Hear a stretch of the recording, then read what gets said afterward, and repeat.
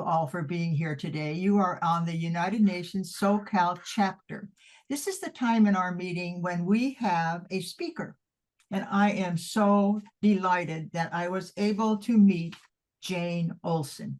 Jane Olson is a new friend to me. I met her actually at her honoring for Human Rights Watch here in Montecito. She comped me a ticket and I sat there and I heard her say the words of what it's like to be a world citizen.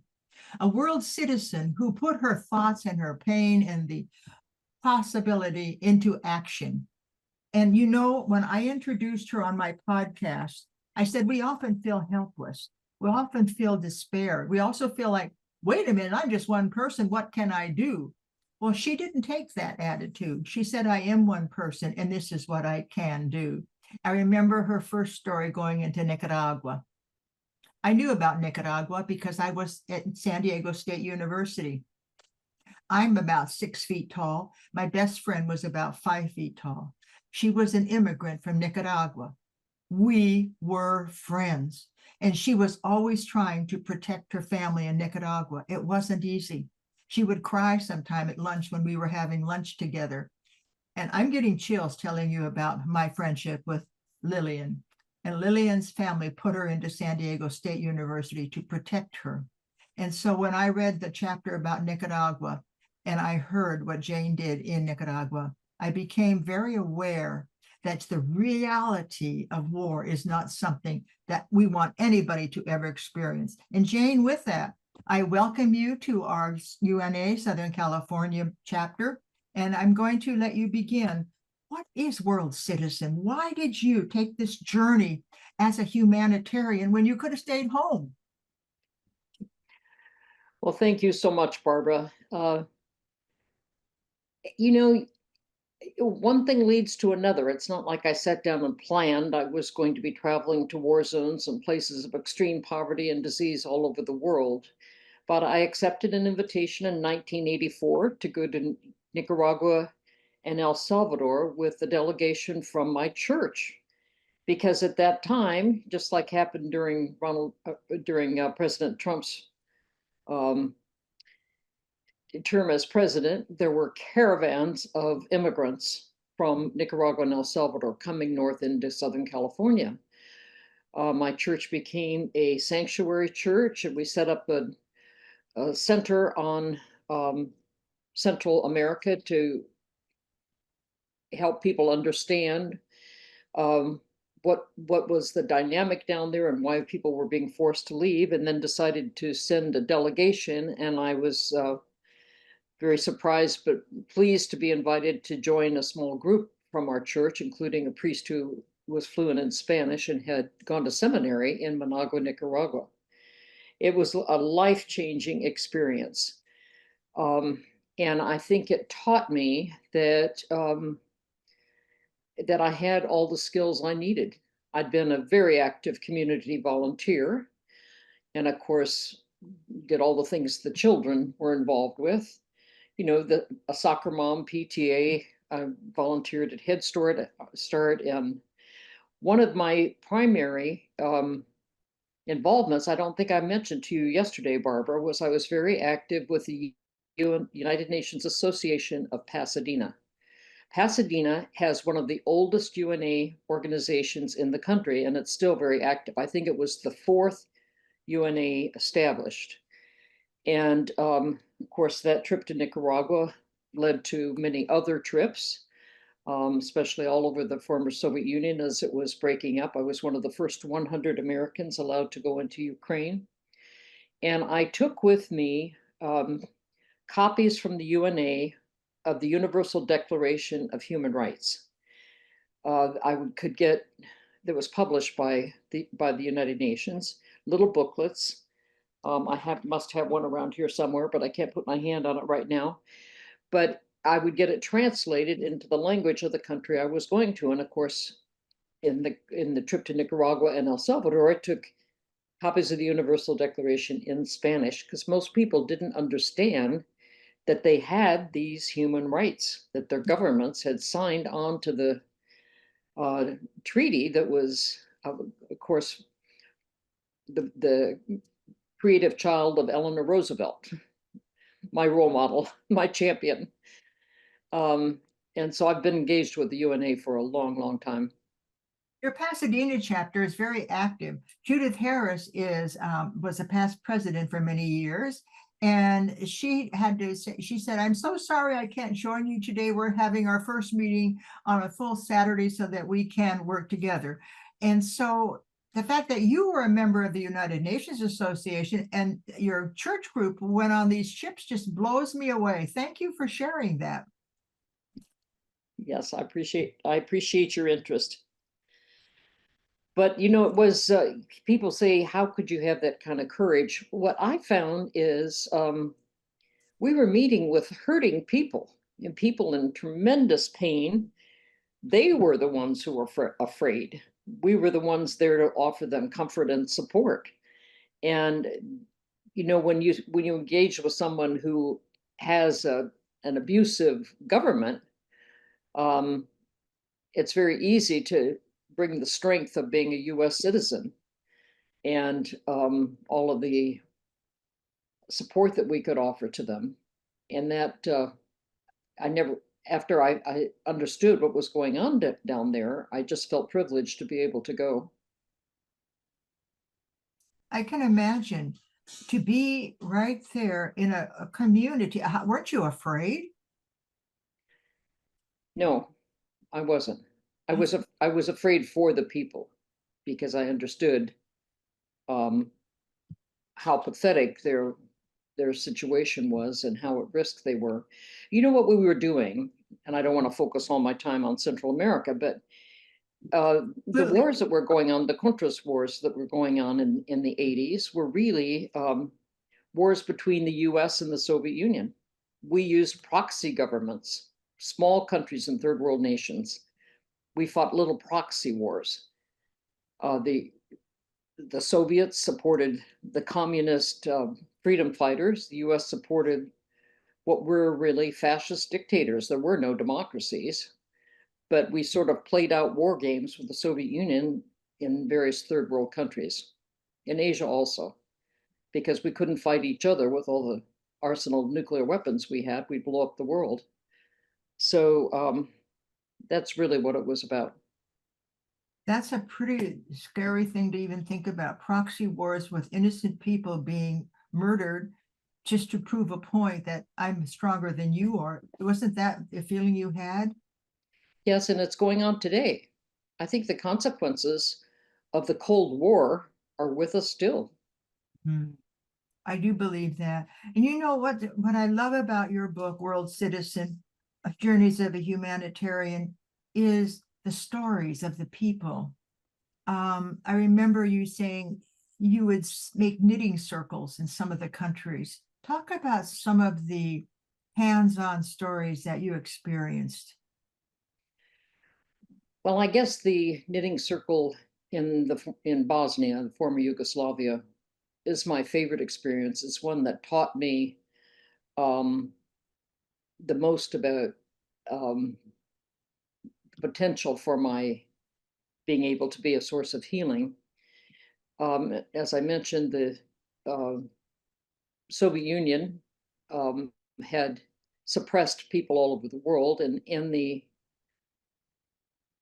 within the borders of the Soviet Union, there were many republics where the borders were redrawn, ethnic groups were pushed around and diminished so that they wouldn't offer any sizable, especially during Stalin's reign, they wouldn't offer any silent possible opposition to him. And so within the republics of the former Soviet Union, wars broke out the minute the Gorbachev stepped down in 1991 and the Soviet Union broke up. One of the main ones that I covered was in the Balkans. I also went to the Caucasus, the war between Armenia and Azerbaijan over territory, many times. But in the Balkans, the country Yugoslavia had been put together by the victors of World War I, and they had put together uh, ethnic groups that had hated and fought each other for decades, if not centuries. the Serbs who were Orthodox Christian, the Croats who were Catholic, and then the Central Republic within the 6 republics of Yugoslavia was Bosnia-Herzegovina, which was populated primarily by Muslims. And of course, in that region, all over Eastern Europe and even Western Europe, the effects of the Ottoman Empire were still being felt, and the Muslims were hated and feared. And although they were only ethnic Muslims, they had not been allowed to practice their religion and didn't even understand what the Muslim religion was all about. The Serbs especially waged war on them. I think it was also a land grab trying to expand the territory of Serbia. So there were tens and hundreds of thousands of refugees fleeing from Bosnia.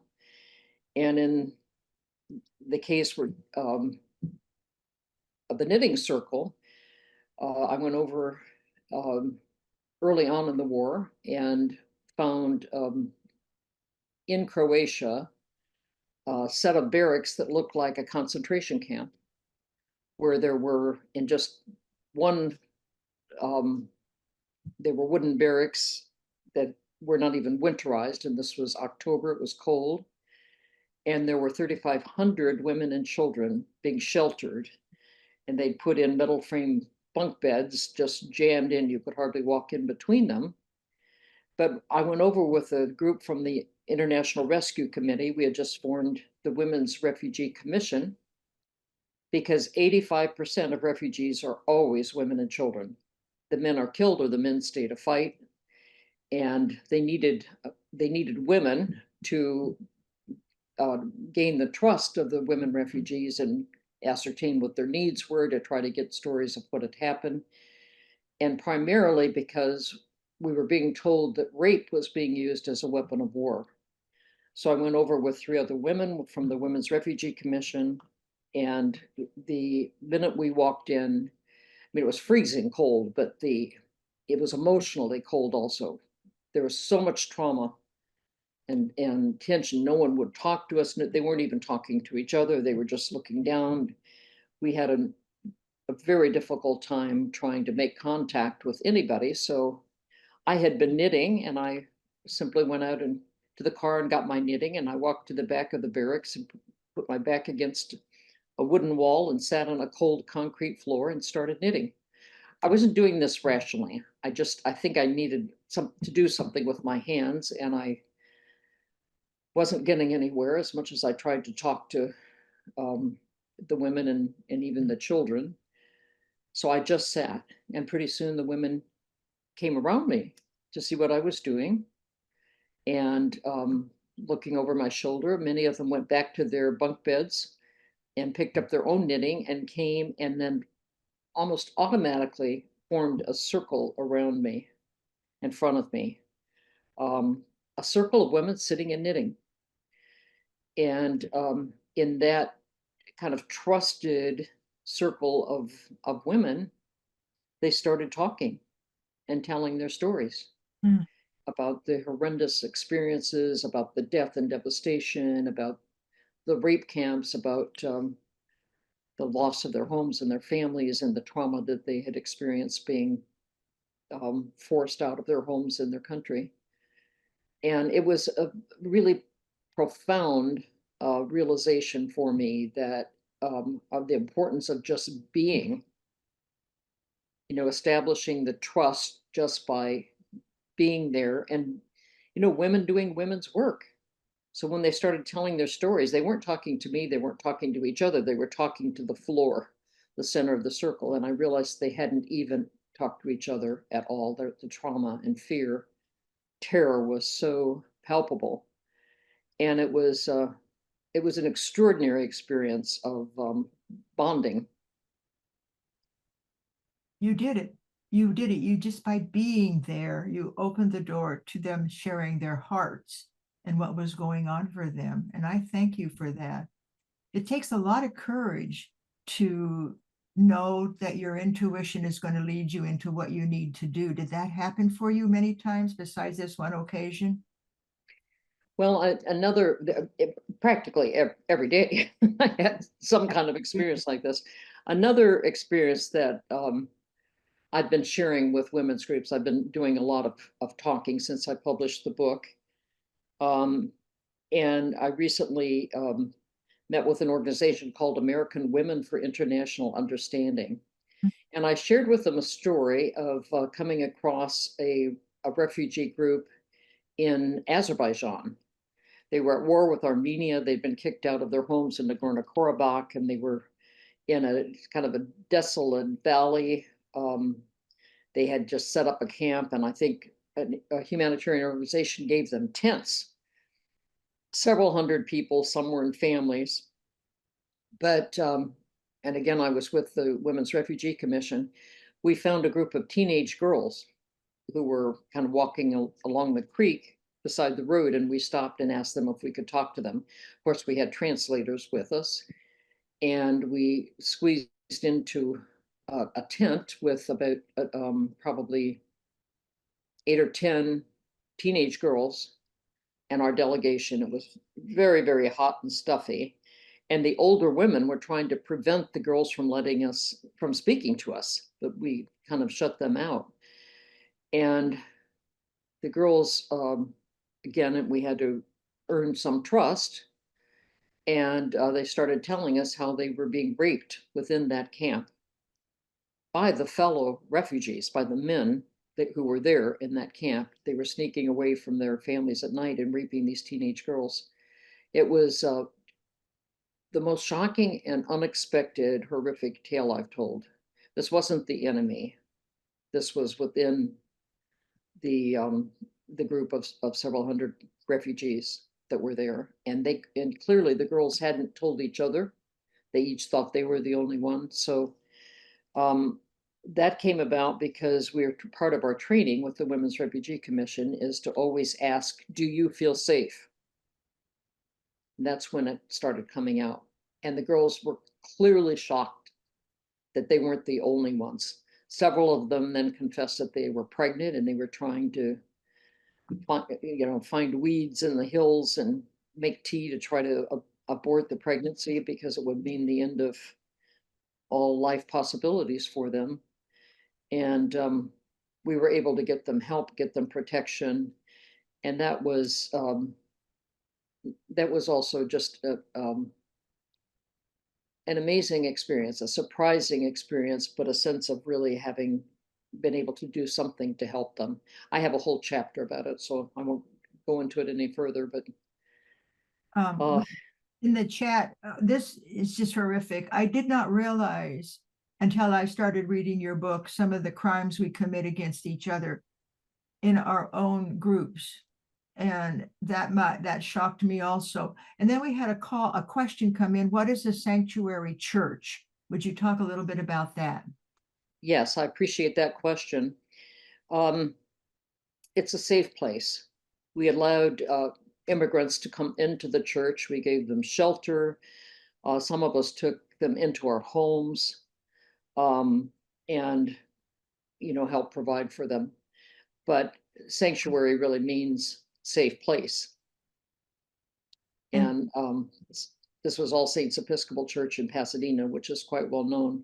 During COVID, we took in unsheltered people, homeless people, and we gave them lockers, a place to get showers, cots to sleep on, because it was a terrible time for people who lost their jobs and so on. And so a church sanctuary is often the building or the room in which religious services are held, but it became a double sanctuary. did you use that question often? Thank you. Did you use that question often? Do you feel safe? Yes, yes. It's an open-ended question. It's not implying anything. It's not saying, "Have you been raped?" And what we learned in many of these conditions is that international journalists were going around to refugee centers and saying to the social workers, "Do you have any rape victims here? We want to talk to the girls who were raped." And so, I mean, which is so horribly insensitive, but Oh, then they wanted to get the stories. And so they had been traumatized further by journalists. And I'm a journalist, so I understand my profession is not always sensitive, but we couldn't further traumatize them. But there are lots of ways you could be in danger. So to just ask the question, "Are you safe?" Is open-ended and not accusatory in any way. Yes, that's a very important question to ask.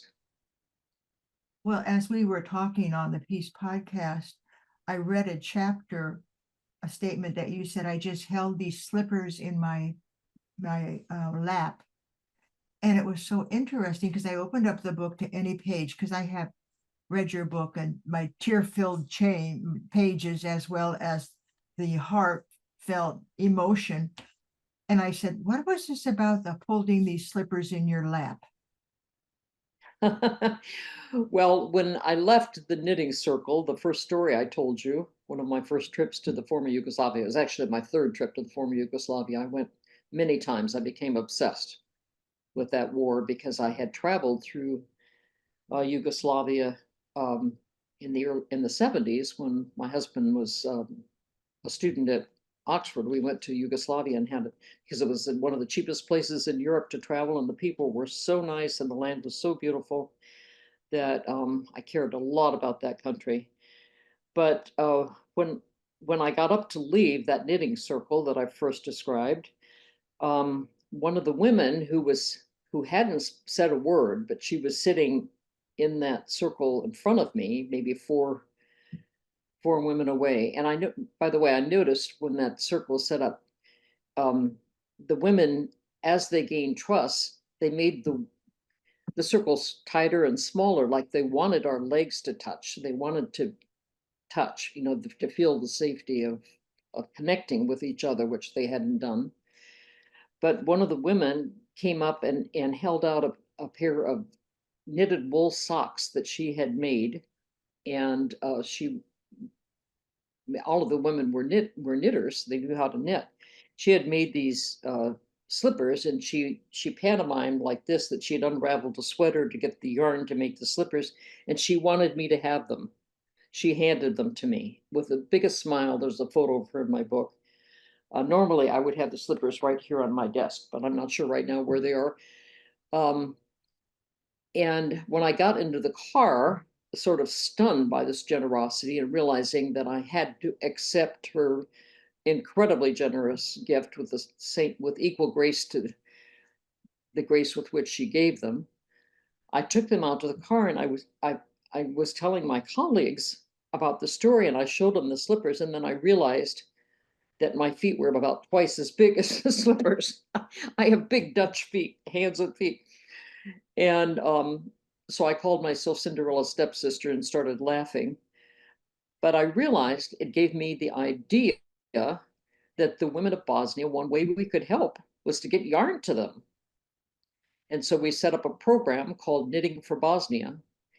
And over the course of 2 years, we wrote to all the knitting magazines, women's magazines, and so on, and said, please send 4-ply knitting worsted wool yarn and needles to this address. And we boxed and shipped 21 tons of yarn that was donated from the US and Canada.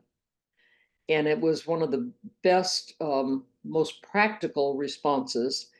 And, it was it set up not only a means for women to be able to make warm clothing and to have clothing to sell. The IRC would buy some of the finished products if they wanted to sell them.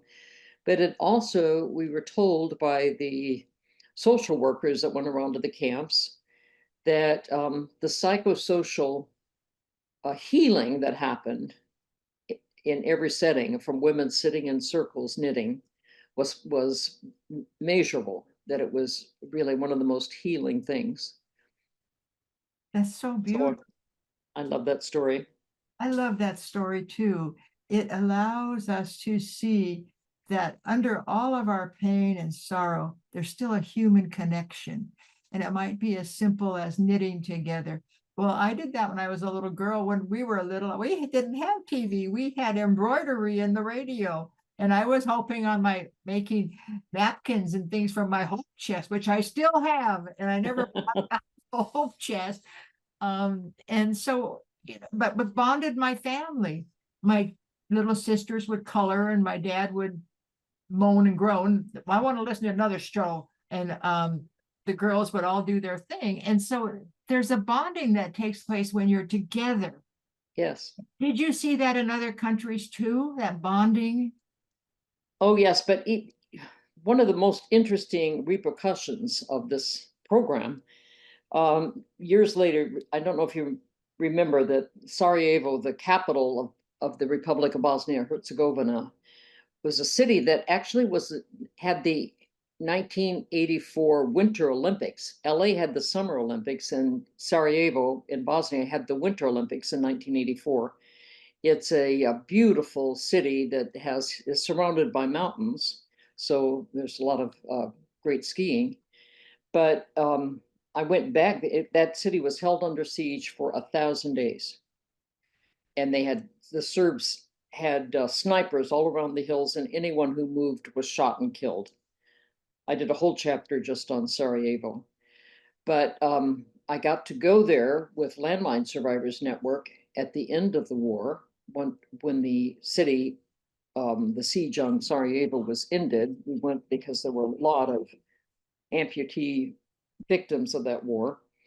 And I met some refugee women in Sarajevo who told me that when the war broke out in Syria, remember there were caravans of people leaving Syria and going along the Eastern European border and trying to get into Eastern European cities, and they were shut out, Hungary and so on wouldn't let them in.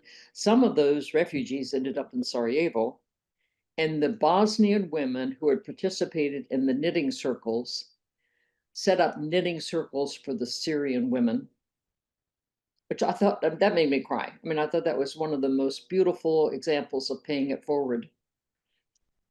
It's the most beautiful example of having heart. And these are atrocious places that you visited.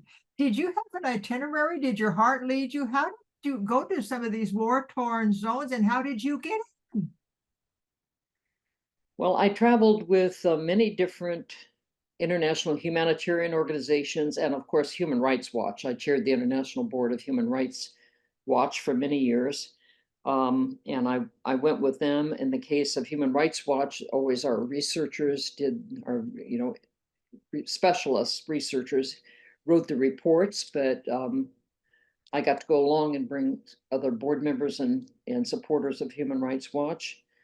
And I think I didn't feel afraid for myself because I was traveling with organizations always. I never went as a lone ranger.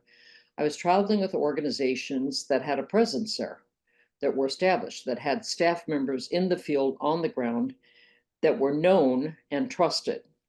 And that was the protection.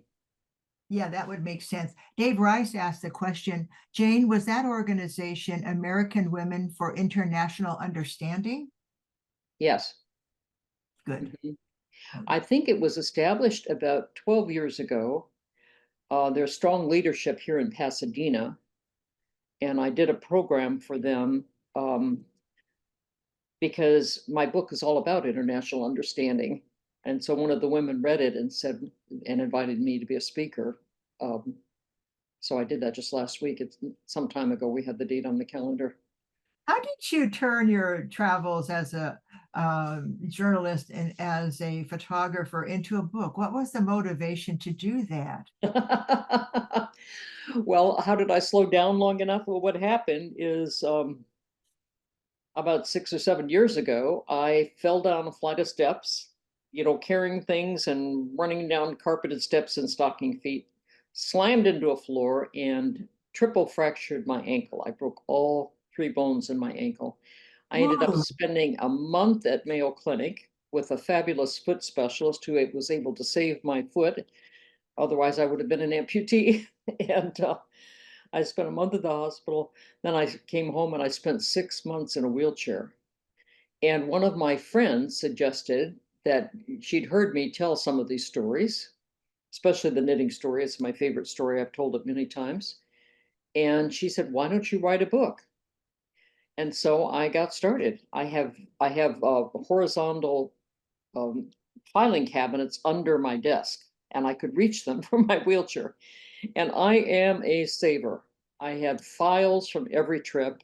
I always processed everything as soon as I got home, and I wrote the reports for many of these organizations. And then I made photo albums and clearly labeled. And I even kept like my plane tickets and hotel receipts and all my notes in files. And so I just pulled one out and started writing. And I think I probably started with that third trip to the former Yugoslavia, encountering my first knitting circle. And I just began writing. And I would never have finished it because once I could walk, I was off again. But then COVID came along and gave me 2 years. And I sort of took over the dining room and set everything out, all the photos, all the chapters. And every day I was having fun because I already had a pretty good outline, and I was getting up at 5:30 in the morning with ideas and writing all day long. And I just realized that I had so many amazing people who had shared their lives and their stories with me. And I really felt the responsibility for sharing the inspiration of the survivors that I met. And But it then is, I was told by a potential publisher that what I was writing was a memoir. And I really wanted to just write like a journalist, stories about the people I met. And he said, "No, no, no, you have to put yourself in it. How did you feel?" So that was the hard part. that's the That part was the I hard love. part. How did Yeah, you feel? I yeah. loved that part. I loved feeling what you were feeling, being in Cuba, etc. And I'm showing some of the pictures. Her pictures, I don't know if you can see this, but I'm on Zoom, it's too high. But anyway, her pictures in the book, she's a photojournalist. These are real pictures. These are not pictures prefabricated and made everybody smile. These are the pictures of basketball teams with only one leg. These are pictures of The people, Paralympic Games. Yeah. Olympic Games. And we have a hand up. Jenny, please. Yeah, listening to you, it brings to mind so obviously the perspective that women have in dealing with other women and in terms of conflict too. I mean, things that you would think to do, no man would think of. They're more into the, weaponization, the confrontation, all of that. It's Mhm. just, it brings to force why we need more women as leaders in government in all aspects, because we bring qualities to situations that are unique to our gender, Yeah. and they really pay off. Yeah. Natural nurturing. And Yep. I've raised 3 children. I have 8 grandsons, and they are all young men who've been raised to be sensitive to women's needs. But um, one of the things that I found is people weren't afraid of me. The women, especially who had been brutalized by men, didn't want to talk to men. That's why we formed the Women's Refugee Commission through the IRC, because the IRC international relief workers were all male, but the women wouldn't talk to them. And I think you're absolutely right. I appreciate your noticing and making a point of that. It's absolutely true. And it's not that men are evil, it's just that they have a different perspective about some of the situations that we find ourselves in. Sometimes a man wants a solution, and sometimes there is no solution. And sometimes women can live with that. They don't have the answer, but they can sit down and knit and talk and comfort one another. And that's beautiful. And I don't think I've known any men that sit down and knit and try to comfort each other. That's No. David Rice. If anybody would do it, it's David Rice. This man has the heart of a woman. I don't know what kind of mother you had, David, but your compassion and empathy always are your call. If I'm having a problem, who do I call? David Rice. Why do I call David Rice? Because David Rice has empathy, understanding, and compassion. Do you, David Rice? I think there's a lot of men who do, and I totally agree, Jenny, with your point, however, that we need more women in leadership. And I think the points being made here about women being able to empathize with women uniquely are also really valuable.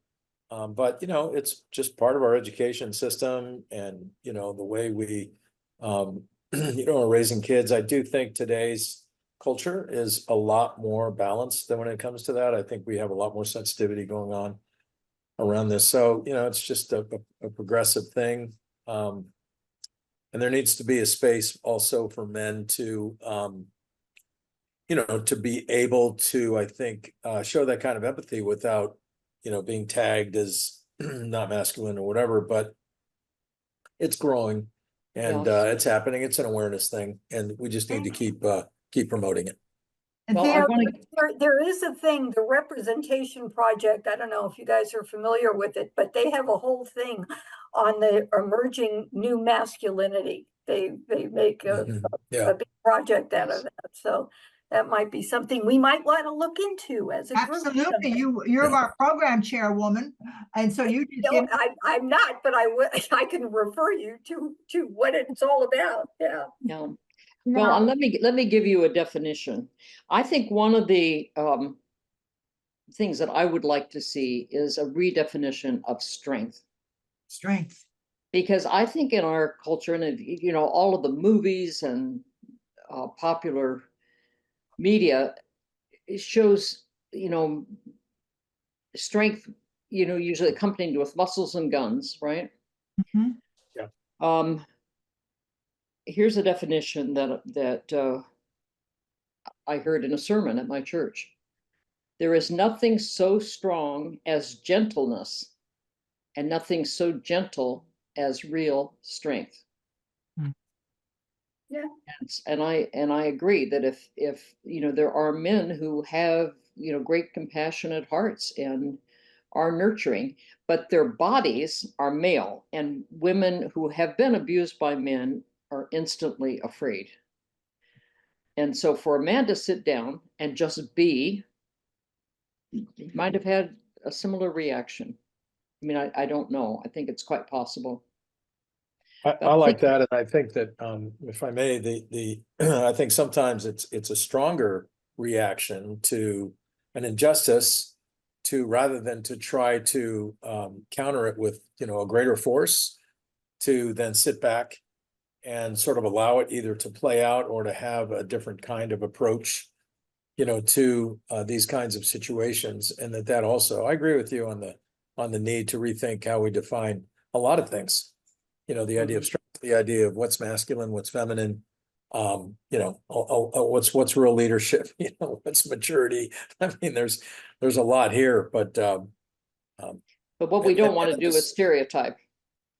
no, but at the same time, No. that's right. But at the same time, and I know there's also quite a movement today out there in the male community of trying to, they're concerned about what is it to be a man? What, the male identity, because that's going through a lot of change, in particular right now. And there's, it's hard to promote both, right? And so I think a lot of men are feeling like, well, because we're promoting women's rights and wanting to have certainly equality for women, and in many cases, roles in leadership and everything else, that is somehow causing men to feel, not engaged or less than or whatever. And there's a need for boys.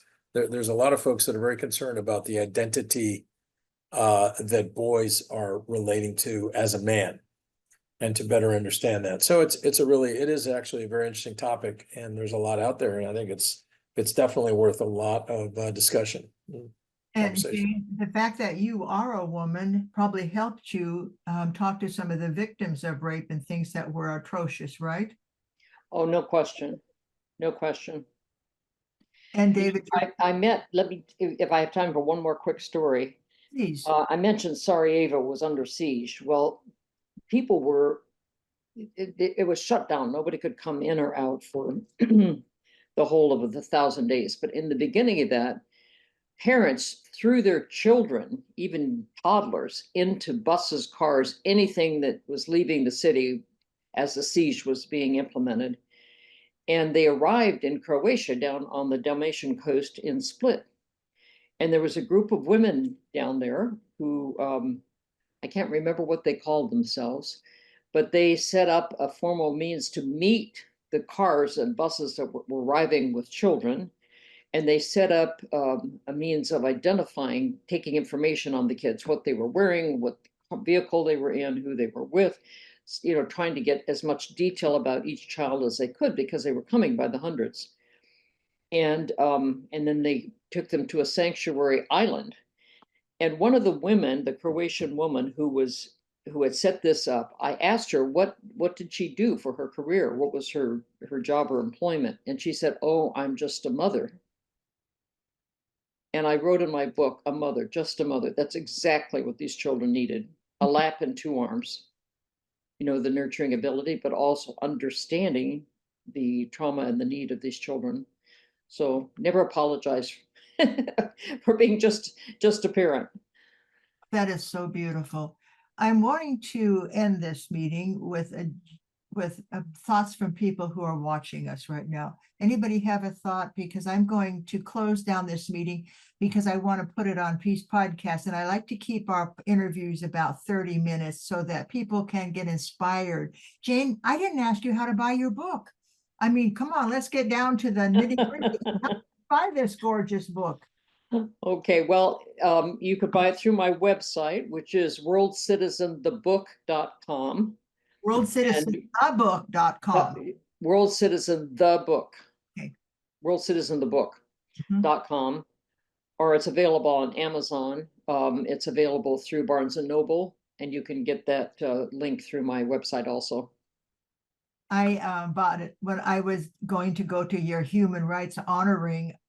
You said you were going to give everybody a book, and I said, I can't wait. So I put it on Amazon and started reading it. And I'm rereading it. And I swear we're so busy that I'm really delighted that I'm rereading this, because I forgot so much of what's going on, and the fact that we are all one. And I think that's what you kept saying. We are family. Yes. We may be in different countries. We may have different last names, and we're all one. Julie? Hi, I just wanted to say that I am new to the United Nations, and one of the things that I have always been thinking about is how do we take more action? Knowledge is beautiful and powerful, but how do we take action? And what Jane has done, and with that knitting circle and the beautiful face of the woman who handed her those slippers, that's how you start. Those are like baby steps that become hugely worldwide impactful phenomenons. And so I just want to thank Jane because she has taken the action. Thank you, Jane, and we all thank you for that. And you're listening to our speaker from our UNA USA Southern California division. And I appreciate you for joining us and hearing the stories, because each story is so powerful and it allows you to see that maybe there's something I can do too.